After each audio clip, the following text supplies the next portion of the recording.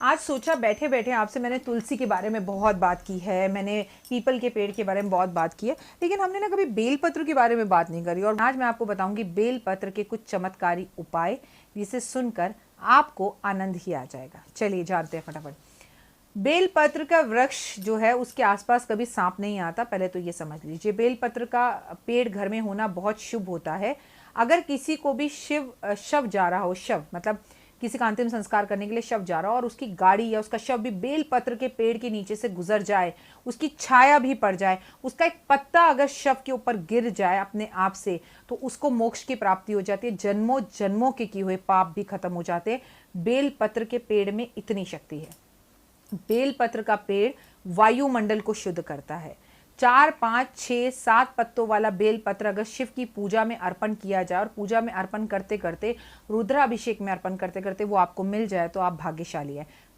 मेरे पास 3 का भी है, 3 का तो सभी के पास होता है, मेरे पास 4 का भी है, मेरे पास 5 का भी है, मेरे पास 6 का भी है, लेकिन मुझे आज तक ना 7 वाला बेलपत्र का वो जोड़ा नहीं मिला। लेकिन ईश्वर की कृपा रही तो इस बार सावन में वो भी ज़रूर मिल जाएगा and I will share you. मैंने सब फ्रेम कर ना अपने घर के मंदिर में लगा रखा है, ठीक है। बेल का जो वृक्ष है उसे काटने से आपके वंश का नाश होता है, इसलिए बेल पत्र कभी भी काटवाइए मत अगर उसका पेड़ है, बल्कि जितने बेल पत्र के पेड़ आप लगवा सकते हैं आप लगवाइए। अगर आपको संतान की प्राप्ति नहीं हो रही है तो आपको बहुत ज़्यादा बेल पत्र लगवाने चाहिए। बेल पत्र कभी भी दूसरे के पेड़ से तोड़कर शिवलिंग पर नहीं अर्पण करने चाहिए, खरीदें या तो, या अपना खुद का बेलपत्र लगवा ले। बेलपत्र का वृक्ष लगाने से संतान की प्राप्ति और बेलपत्र की पूजा करने से बहुत ज्यादा कृपा होती है शिव शंकर की, आपकी शादीशुदा जिंदगी खूबसूरत होती है। बेलपत्र के दर्शन करने से, स्पर्श करने से लाखों पाप नाश हो जाते हैं। बेलपत्र के पेड़ के नीचे दीपक जलाने से जिंदगी खूबसूरत हो जाती है। शिवलिंग पर भूल कर भी जीवन में कभी भी अगर आपने गलती से भी भूल कर भी अनजाने में एक बेलपत्र भी चढ़ा दिया तो आपका जीवन धन्य हो जाता है। शिव पुराण के अनुसार भगवान शिव को बेलपत्र बहुत ज्यादा पसंद है। लेकिन इसके साथ साथ आइए जानते हैं वो क्या क्या चीजें हैं जो शिव शंकर को बहुत ज्यादा पसंद है बेलपत्र के सिवा। शिव पुराण के अनुसार भगवान शिव को चावल चढ़ाने से धन की प्राप्ति होती है और भगवान शिव को काले तिल अर्पण करने से आपके रोगों और पापों का नाश होता है। जो भगवान को जौ अर्पण करता है उसे सुख की प्राप्ति होती है।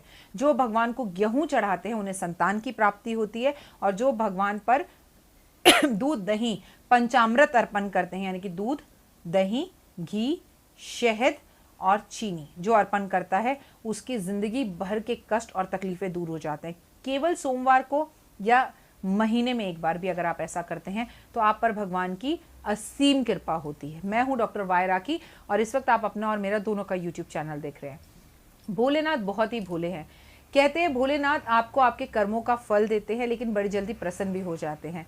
उन्हें पाने के लिए शिव को पाने के लिए पार्वती ने बहुत कठिन तपस्या की, कई वर्षों तक करी, लाखों वर्षों तक करी। लेकिन आपको मेरे को वो तपस्या नहीं करनी होती। अगर आप अनमैरिड लड़की हैं या आप अनमैरिड लड़के हैं और आपको बहुत सुंदर पत्नी या बहुत गुणवान पत्नी या बहुत अच्छा चरित्रवान पति चाहिए तो आपको 16 सोमवार के व्रत रखने चाहिए। लेकिन आप शादीशुदा हैं और आपकी शादी में अगर प्रॉब्लम आ रही है तो भी आपको सोमवार के व्रत रखने चाहिए, जिससे आपकी मनो इच्छा पूर्ण होती है और आपकी शादीशुदा जिंदगी में प्रॉब्लम्स खत्म होती हैं। बेलपत्र के बारे में एक बात बता दूं, एक बेलपत्र तोड़कर भी एक बार उसको धोकर उस पर राम लिखकर अगर शिवलिंग पर आप अर्पण कर दे तो भगवान की असीम कृपा आप पर होती है। बेलपत्र का पेड़ जिसके घर में होता है उसके घर से धन धान्य कभी नहीं जाता। भगवान की असीम कृपा होती है, क्योंकि जितने भी देवी देवता है उसमें से सबसे ज्यादा आसान शिव को मनाना है। सावन का पावन महीना भी आने वाला है। हम सावन के महीने की तैयारियां कर रहे हैं पहले से ही, तो इस बार सोच लीजिए, दृढ़ निश्चय कर लीजिए आपको सावन में क्या छोड़ना है, क्या खाना है और कैसे भगवान की पूजा आराधना अर्चना करनी है। इस बार आपकी विश सावन पर हमें पूरी जरूर करनी है। कैसे, कब, ये जानने के लिए आप मेरे YouTube चैनल को सब्सक्राइब कीजिए, लाइक कीजिए, शेयर कीजिए और देखते रहिए। ये है शिव शंकर से जुड़ी हुई पहली वीडियो। मैं शिव शंकर पर अगली एक और वीडियो बना रही हूँ, उसे भी आप जरूर देखिए कि कौन सा रस भगवान को पसंद है जो उन पर चढ़ाने से मनोकामना पूर्ण होती है, कौन सा फूल भगवान को पसंद है जो उन पर चढ़ाने से मनोकामना पूर्ण होती है।